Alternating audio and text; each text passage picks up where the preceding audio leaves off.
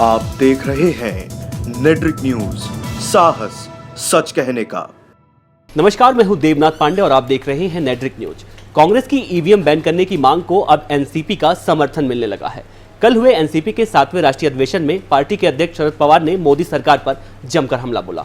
शरद पवार ने कहा कि आने वाले 2019 के लोकसभा चुनाव में ईवीएम की जगह बैलेट पेपर से चुनाव कराया जाए। ये रिपोर्ट देखिए। ये तस्वीरें हैं राष्ट्रवादी कांग्रेस पार्टी के 7वें अधिवेशन की। दिल्ली के कॉन्स्टिट्यूशन क्लब में एनसीपी ने 2019 के लोकसभा चुनाव को देखते हुए विपक्षी दलों की तरह मोदी सरकार पर जमकर हमला बोला। पार्टी के अध्यक्ष शरद पवार ने मोदी सरकार के खिलाफ जमकर हमला बोला। शरद पवार ने कहा कि इन 4 सालों में ना तो रोजगार मिला, ना ही महंगाई कम हुई, पेट्रोल डीजल के दाम लगातार बढ़ रहे हैं। एनसीपी ने 2019 के लोकसभा चुनाव के लिए तैयारियां शुरू कर दी हैं और कमान दिया राष्ट्रवादी युवा कांग्रेस को। अधिवेशन के बाद जब हमने राष्ट्रवादी युवा कांग्रेस के अध्यक्ष धीरज शर्मा से बात की तो उन्होंने कहा, ईवीएम पे पिछले बहुत टाइम से सवाल उठ रहे हैं और ये जो सरकार है ये इस पे कोई तथ्यपूर्ण जवाब नहीं दे रही है। पिछली बार अभी हाल ही में कुछ दिन पहले गोंदिया में हमारे इलेक्शन हुए जिसमें एनसीपी की सीट जीत के आई। वहाँ पे कुछ जगह पे देखा गया कि ईवीएम मशीन ख़राब पाई गई, कुछ ईवीएम मशीन्स में कुछ प्रॉब्लम्स पाई गई। जवाब जानने की कोशिश की तो जवाब उनका ये मिला कि अधिक गर्मी की वजह से ईवीएम मशीन्स में कुछ खराबी आई।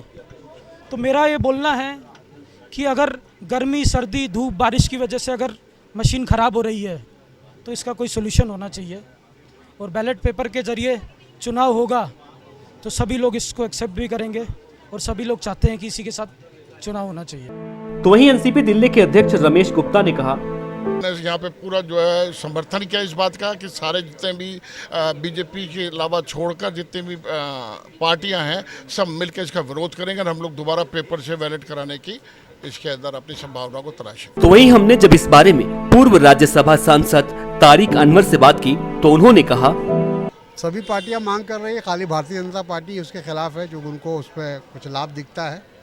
दुनिया में सिर्फ 3 देशों में ईवीएम का इस्तेमाल हो रहा है, बाकी सब जगह बैलेट पेपर इस्तेमाल होता है। तो कम से कम हमको दूसरे देश से भी सीख लेना चाहिए। तो वहीं एनसीपी महिला विंग की राष्ट्रीय महासचिव डॉक्टर सीमा मलिक और पार्टी के तमाम नेताओं ने दिल्ली के जंतर मंतर पर आने वाले चुनाव में ईवीएम का इस्तेमाल न किया जाए, इसके मद्देनजर ईवीएम का पुतला फूंका।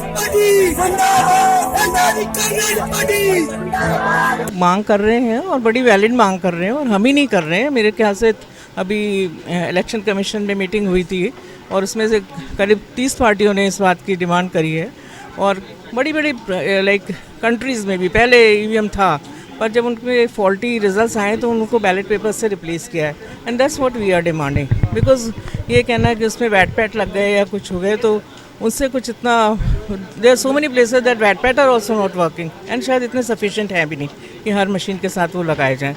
सो we really want that this EVM should be replaced by the ballot papers for the fair elections. Otherwise, the fair elections are not possible. NCP supremo Sharad Pawar सियासत के मंझे हुए खिलाड़ी हैं। अभी हाल में ही शरद पवार ने यह दावा किया था कि महागठबंधन में जिस पार्टी की सीटें सबसे ज्यादा होंगी, प्रधानमंत्री पद का दावेदार वही होगा।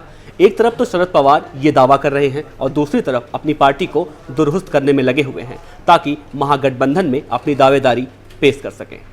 अगर आप ये वीडियो फेसबुक पर देख रहे हैं तो हमारे पेज को लाइक करें और यूट्यूब पर देख रहे हैं तो हमारे चैनल नेट्रिक न्यूज को सब्सक्राइब जरूर करें। शुक्रिया। हमारे साथ जुड़े रहने के लिए हमारे YouTube चैनल को सब्सक्राइब करें, साथ ही बेल आइकन को दबाएं। नेट्रिक न्यूज की खबरें सबसे पहले देखने के लिए।